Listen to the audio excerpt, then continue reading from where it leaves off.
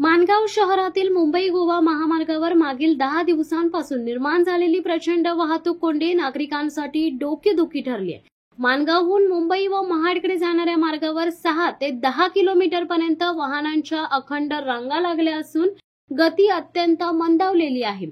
काही वेळा वाहतूक पूर्णतः ठप्प होत असून प्रवासी आणि स्थानिक नागरिक यांचं रोजचं जीवन विस्कळीत झालंय। वाहतुकीचा अचानक वाढलेला ताण, दोन्ही दिशांनी वाहनांची गर्दी आणि नियोजनाचा अभाव यामुळे माणगाव शहर जणू ठप्प झालंय। या वाहतूक कोंडीमुळे वेळेचं व्यवस्थापन धोक्यात आलं असून नागरिक वैतागलेत। रेल्वे स्टेशन परिसर, Bamnodi, Nizampur cross road, ST stand, मुख्य बाजारपेठ, कचेरी रस्ता कोपरा आणि विशेषतः मोरबा रोड कोपरा या ठिकाणी वाहतूक कोंडीचा प्रचंड त्रास होत आहे।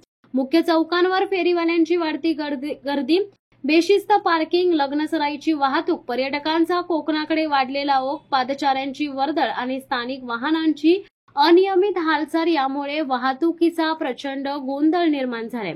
वाहतूक पोलिसांकडून रस्त्यावरील नियंत्रणासाठी प्रयत्न सुरू आहेत। माणगावचे डीवायएसपी स्वतः गस्त घालत आहेत, माईक मधून सतत सूचना देत आहेत। चुकीचं पार्किंग करू नका, वाहतूक नियम पाळा, ओव्हरटेक करू नका, लेन तोडू नका अशा विनंत्या केल्या जात आहेत। मात्र समस्या इतकी भीषण आहे की हे प्रयत्न तोकडे पडत आहेत। रात्रंदिवस आम्ही वाहतूक कोंडीत अडकतोय। शाळकरी मुलं, वृद्ध, रुग्णवाहिका सगळे अडकलेत आणि प्रशासन अजूनही गप्प आहे असं संतप्त नागरिक सांगतायत।